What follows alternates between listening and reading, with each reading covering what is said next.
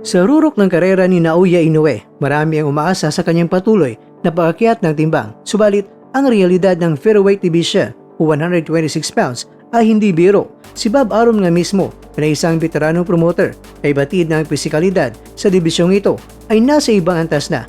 Ang pinakamalaking banta ay walang iba kundi ang higanting si Rafael Espinoza, ang WBO featherweight champion na taga Mexico. Sa taas na 6'1", si Espinoza ay tila isang toray kumpara kay Inoue. Hindi lamang ito usapin ng abilidad, kundi usapin ng natural na laki at bigat. Dahil sa pagiging undisputed world champion ni Inoue, ayon sa rules ng WBO, may karapatan siyang maging mandatory challenger agad sa susunod na timbang, katulad ng ginawa niya kay Stephen Fulton. Ibig sabihin, kung akyat si Inoue, si Espinoza agad ang kanyang babanggain. Ang panganib na mapatumba ng isang higanting kampyon ay isang sugal na tila hindi handa itayan ni Arum para sa kanyang Golden Boy. Ang pag-aalinlangan ni Inoue ay sinyales ang pagiging praktikal o ang katawan na hindi 100% na ganado sa ensayo. Ang pagre-retiro bago sumapit ang edad na 35 anyos ay isang opsyon ni Inoue na seryoso niyang pinag-iisipan. Dahil sa takot na malunod sa featherweight division, ang plano ni Inoue ay manatili muna sa super bantamweight. Dito na pumapasok ang usapin kay Jesse Bam Rodriguez. Bagamat isang mahusay na fighter, si Bam ay kasalukuyang nasa mababang timbang. Ayon na rin sa pagsusuri na alamat na si Nonito Donaire Jr. Masyadong maliit si Bam para sa 122 pounds. Ang pag-akyat ng dalawang dibisyon para lamang harapin si Inoue ay isang dihadong laban para sa kanya. Kumbaga, money talk lang or money fight. Ito ang comfort zone na tila hinahanap ni Inoue, isang kalaban na may pangalan na may high marketability, ngunit may natural na kakulangan sa laki kumpara sa kanya.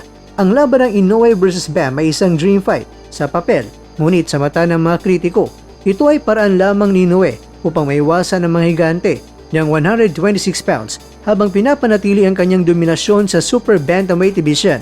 Kaya naman, sa gitna ng mga planong ito ni Inoue, paano muling papasok sa eksena itong si John Ariel Casimero? Ang unang hakbang ay napakalinaw.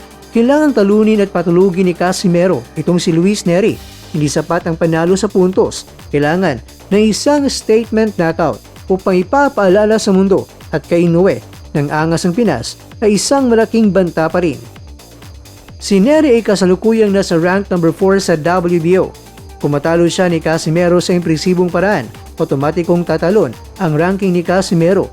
Dahil si Carl James Martin ang inaasang maging rank number 1 sa WBO, ang pagkapanalo kay Nery ang maglalagay kay Casimero sa posisyon na kung saan hindi siya pwedeng baliwalain ng mga sanctioning bodies. Ang usapin kay Junto Nakatani mga kwento ay unti-unti nang lumalamig dahil sa pagbaba ng kanyang rankings. Kaya ang atensyon ay dapat nakatuon sa mga nasa itaas ng listahan ng IBF, WBA at WBC gaya ni Ryusuke Nishida, Ramon Cadenas at Marlon Tapales. Dahil sa mailap si Inoue at ang kanyang kampo, kailangan gumawa si Casimero ng ingay na hindi matatanggihan ng telebisyon at mga promoters. Matapos ang Nery hurdle, ang pinakamabilis ngunit pinakamasakit na paraan para lang makalapit sa world title fight ay ang pagbangga sa kapwa Pilipino. Upang maging mandatory challenger at makuha ang atensyon ni Inoue, maaring kailangang sasagasaan ni Casimero ang alinman kina. Una, Carl James Martin, ang Wonder Boy ng Pinas na hawak ang mataas na ranking sa WBO na maaaring maging rank number 1 sa WBO. Pangalawa, Jerwin Ancajas, ang dating kampyon na naghanap din ng muling pagbangon sa super bantamweight na maging rank number 2 sa WBO. Mga kakwento, ito ay isang civil war sa boxing, bagamat masakit. Napakasakit talaga sa mga fans na makitang magbabakbakan ng dalawang mga Pinoy. Ito ang pinakaluhikal na hakbang upang mapuwersa ang WBO na itakda ang laban kay Inoue kung mapapatunayan ni Casimero na siya ang hari ng mga Pinoy sa dibisyong ito sa pamamagitan ng pagdaig sa mga batang leon gaya ni Martin o veteranong gaya ni Ancajas. Wala nang rason si Inoue kundi harapin ang huling hamon na matagal na niyang iniiwasan. Sa parang ito, ang spotlight ay muling babalik kay Casimero, hindi bilang isang opsyon kundi bilang isang obligasyon para kay Inoue. Base sa ating mga nakalap na mga impormasyon, ito ay masasabi nating pinakamadali na paraan para makalapit sa world title fight. Kaya lang kakwento, kapwa Pinoy ang kanyang babanggain. Ang landas na ito ay hindi talaga may iwasan. Kung pag-angat sa karera ni Casimero ang ating pag-uusapan, may the best man win talaga. Pero ikaw kakwento, Dapat ba ng landas na ito ang dapat natatahaki ni Casimero? Opinion mo, just comment below.